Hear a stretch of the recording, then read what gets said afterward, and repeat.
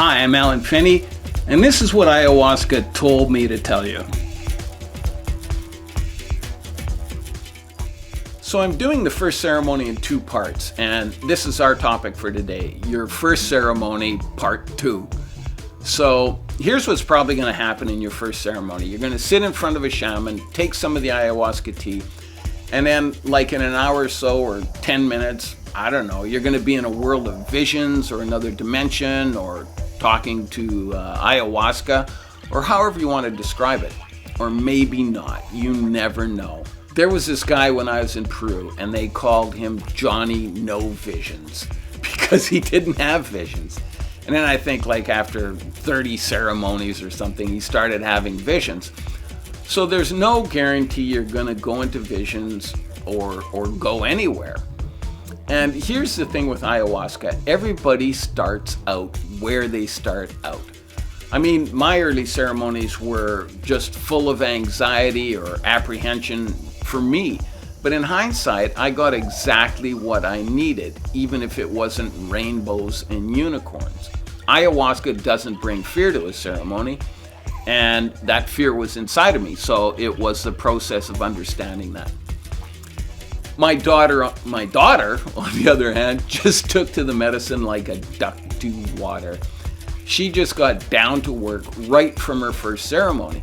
And the shamans even mentioned that she was there to get some work done. Because you can dance around a lot of things in an ayahuasca ceremony, or you can block her altogether. You don't have to do anything. And she needs your permission and your cooperation to do anything. So anyway, the way I look at it, it was I started way back there and my daughter started way up here. And as far as I know, there's no way of telling where you're at. You really just start where you start. And don't worry where you start. Ayahuasca sets up a game plan for you. Ayahuasca is its own intelligence. And this is your own program. So whatever anybody else is doing, that's between them and the medicine.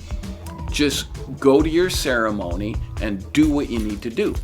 And speaking of going to a ceremony, ceremonies tend to work in groups. So I always tell people new to the medicine to get to as many ceremonies as possible on your first retreat. Whatever that is, a weekend retreat in Canada or a week in Peru or whatever. I think more is better when you start because the ceremonies have a flow. Your first ceremony sets up what's going to happen in the second, and then you might have a breakthrough ceremony in your third ceremony. And another question is, how much ayahuasca should you drink? And a lot of people will tell the shaman, just give me a little bit. But here's the thing, when whoever is pouring the medicine actually pours it, they usually get told how much medicine to put in the cup. Seriously, they're talking to the spirit of ayahuasca. So, don't worry about that. Just take the ayahuasca and just drink it all. There's no accidents in an ayahuasca ceremony. And really, it's bad form to back the cup with ayahuasca still in it because the next person has to drink too. So, bottoms up. Just take the medicine and drink it all down the hatch, and off you go. So after you drink, you may be sitting there for a while, and then things can get a little intense or interesting depending on your viewpoint. And the medicine kind of comes in waves. So at some point you'll be feeling pretty normal, and then another wave will roll in and off you go. So you do get breaks in the ceremony. It's not all work. So the ceremonies have a kind of an ebb and a flow. You can have intense parts, and then you have some lighthearted things, and you might be laughing your ass off in a ceremony because it's not all serious work. Part of the work is connecting with the joy and the laughter you might be missing in your life. Or you'll feel some intense love you have for somebody, which is just a beautiful thing. With a Canadian shaman I used to sit with, if everybody was kind of coming back, he would call a break in the ceremony. And He would tell a joke and we'd all be just killing ourselves laughing. Some of the stuff he would come up with was just so funny. And he'd say, okay, back to work, and off we'd go again, and next wave would come up. He seemed to have a pretty good handle on how these things were working. So the other thing is that your ceremony is just for you. I've seen people posting videos about their first ceremonies they had and the places they went, and that's great. It's amazing. But I don't really get into discussions about my ceremonies in detail, especially with people who are new to the medicine. Comparing yourself to other people can influence your own progress.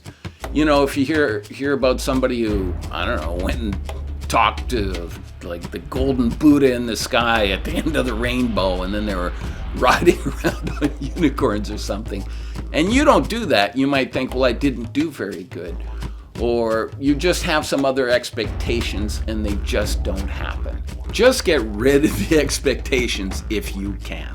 Accept what is given and trust that that's what you need.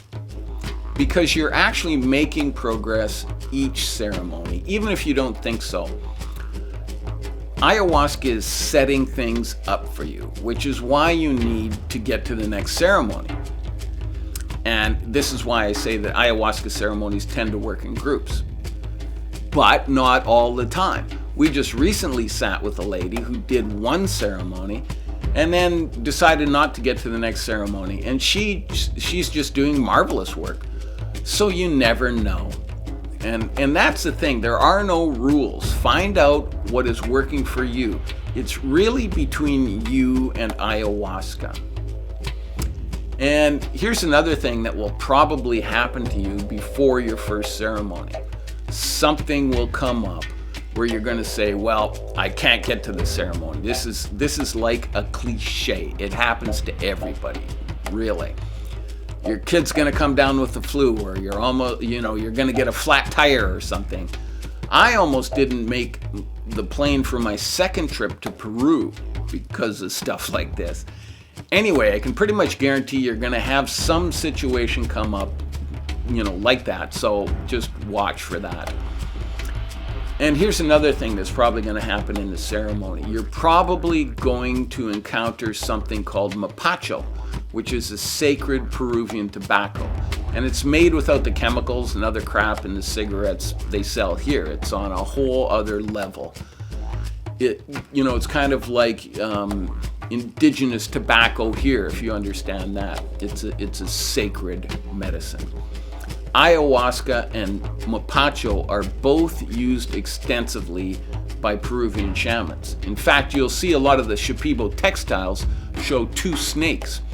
One is ayahuasca and the other is mapacho. And I can't really get into a detailed explanation about what mapacho does because that's a whole other video. But just understand that I've seen people who swear that they couldn't go through with a ceremony because somebody will be smoking. But really it didn't bother them at all. And after the ceremony they would say it just wasn't a big deal. With all the other stuff going on in a ceremony, really a little sacred tobacco is nothing. Or maybe it's a big thing for you. I don't know. You're the only one who can answer that. But just on the scientific end of things, mapacho is actually an MAOI inhibitor, which takes the shaman deeper into the experience, when he's working on you. So once you understand what's going on or what's behind it, you probably won't have a problem with mapacho. I certainly don't. We're pretty good buddies. Ayahuasca and mapacho are both what the Shipibo call master plants. And there are many, many master plants in the Amazon jungle. But ayahuasca and mapacho are like a brother and sister act, and that's just how it works. Or maybe your leader or facilitator or whoever's running the ceremony doesn't use it. I don't know. You can ask before the ceremony. So anyway, that's just about it for time. So maybe I'll just leave you with this. I almost didn't make it to my second ceremony. But this man, he's a Chilean shaman from Anini Shobo retreat. He said 3 words that got me into my second ceremony. It's a process. And I'm so glad I got over that apprehension and went on with my work. So that's why I say get to as many ceremonies as you can when you're starting out, and trust the process and work with the process. And I absolutely guarantee you can do this without a doubt. If I can do it, anybody can do it. And you're not in the ceremony alone. Ayahuasca will help you through the ceremony. That's what she's there for. She will get you through it. So have a great first ceremony, and I hope you get all the light and love and peace and happiness you can handle. Till next time, I'm Alan Finney, and this is what Ayahuasca told me to tell you.